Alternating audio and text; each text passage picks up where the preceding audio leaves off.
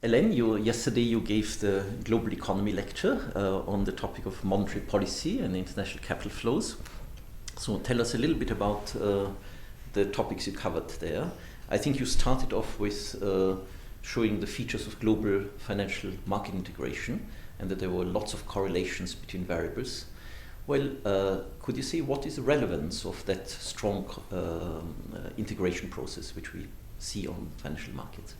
Yes, so some of my recent work has been about documenting what I call the global financial cycle, which is precisely these strong co-movements in gross capital inflows into various parts of the world and various types of assets, and also a very important co-movement in risky asset prices around the world.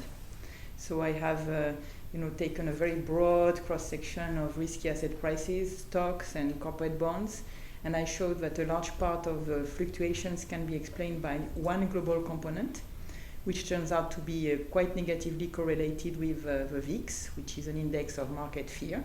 So this is something I discuss in some of my work. And then I also show actually that there is a lot of co-movement in credit growth and in leverage across country, also negatively correlated with the VIX. So all these elements lead me to say that there is an important global financial cycle which is affecting everyone, and then I go on and try to see what is a determinant of this global financial cycle. So one of the drivers. What are the drivers? And one of the things I look at is U.S. monetary policy. So this is something I investigate in quite a bit of detail. And what I find there is that indeed, if we look at shocks to the federal funds rate, so the monetary policy tool in the US, so we see that these monetary policy shocks have a significant effect not only on US variables in the way we expect, which is that if there is a US monetary tightening, then you're going to have an effect on US output, you're going to have an effect on US inflation, the way we think it goes, but also it has an effect on global variables. So it has an effect on my global financial cycle, on risky asset prices around the world, on leverage of European banks. It has an effect on risk premia, it has an effect on the VIX itself. So this is one of the determinants, not the only one, but one of the determinants of a global financial cycle. So does it mean that US monetary policy has such a powerful effect that it could actually control the global financial cycle? So it doesn't mean it could control it, but it means it's one of the drivers. So we would have to do a lot more research in order to know or to understand better what the other drivers are, or what exactly are all the channels of amplifications. But it seems to be one of the drivers. So what that means is that whatever happens in the US, whatever happens in the Fed monetary policy shocks, has an impact worldwide. And what that may imply is that you have some monetary conditions for some countries which are not the ones that would be required at a given point in time. So in fact, this would be an argument that more policy coordination is needed because the US Fed has such a strong impact on other countries' credit cycles. So one way to think about it usually is indeed that if you have spillover effects, which is what we are talking about here, you would need to internalize them by some kind of coordination.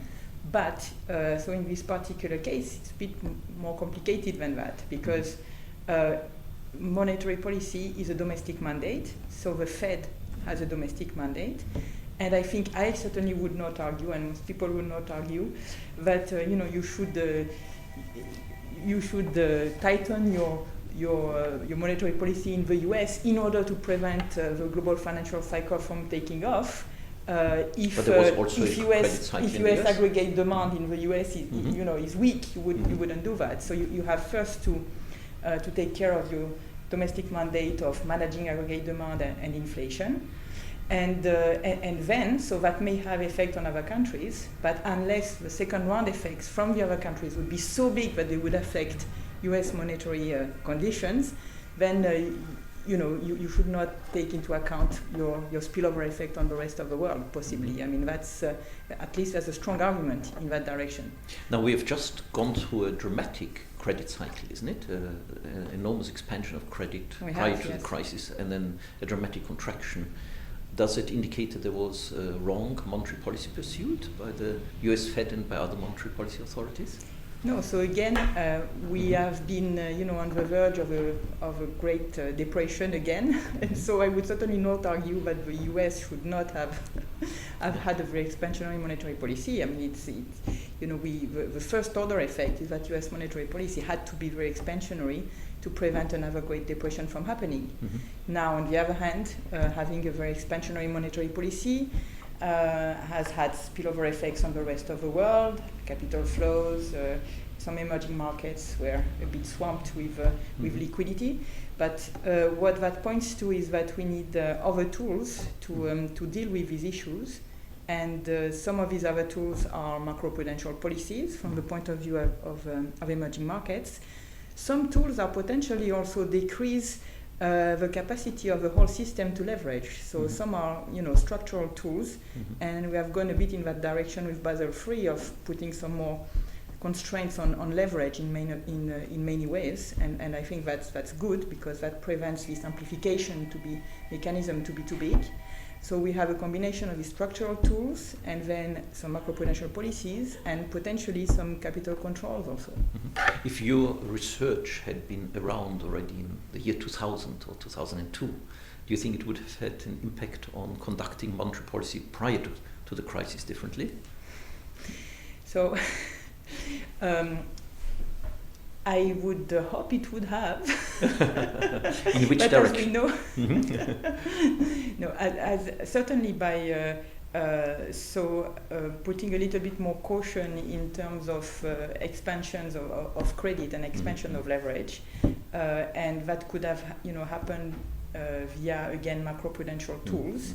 Or potentially in the boom phase at the margin, one could have thought also at using a bit of interest rate in the boom phase. I mean, not necessarily not exposed in the bust phase, but potentially one could have actually thought about the trade-off at the margin. Though, as I indicated before, I think the primary monetary policy goal about managing aggregate demand and inflation is definitely the thing to focus on. But one could have researched a little bit the trade-offs there, and certainly put a more emphasis on macroprudential tools, which were not really in the toolkit at this time, unfortunately.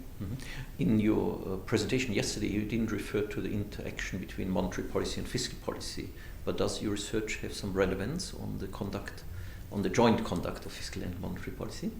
So I haven't done any empirical work on fiscal policy per se. The only thing I can say on this is that in the same way that macroprudential policies, in particular on real estate market, can be very important to prevent financial excess.